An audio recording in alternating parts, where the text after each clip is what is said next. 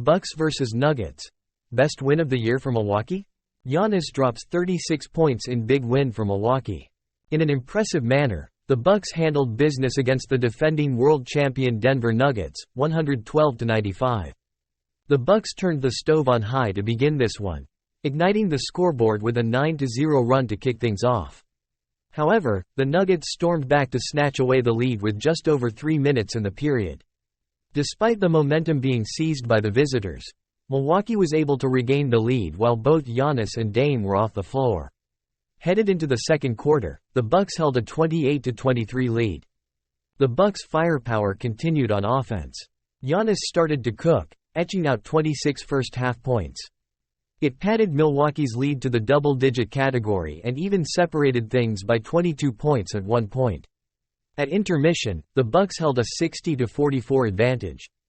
Bobby Portis began to come alive in the third, finishing the period with 13 points off the bench. It was a big reason behind Milwaukee maintaining command of things. Headed into the fourth quarter, the Bucks pieced together a 91-63 lead. That lead remained well intact. It was only a matter of time before both teams pulled their starters, shaping the way for a well-earned 112-95 victory for Milwaukee.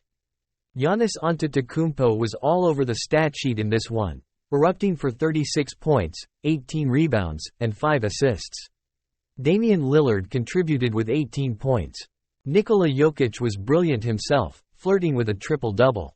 He ended his outing with a 29-point, 12-rebound, 8-assist performance. The Bucks now take on the Miami Heat at Fiserv Forum on Tuesday night to conclude their 4-game homestand. What did we learn? The Bucks are really beginning to thread things together on the defensive side of the basketball. Last night marked the first time this season that they've held an opponent to below 100 points in consecutive games. I was curious about what's been driving the change in defense for Milwaukee and asked Damian Lillard what he's seen as the biggest improvement since Doc took over. I think we've just taken a lot of time to simplify things. We're doing a lot of walking through. Just walking through scenarios and situations and different things that teams might try to do against us when we're on the defensive side of the floor. Some things that we could do well. And I think we've just embraced it.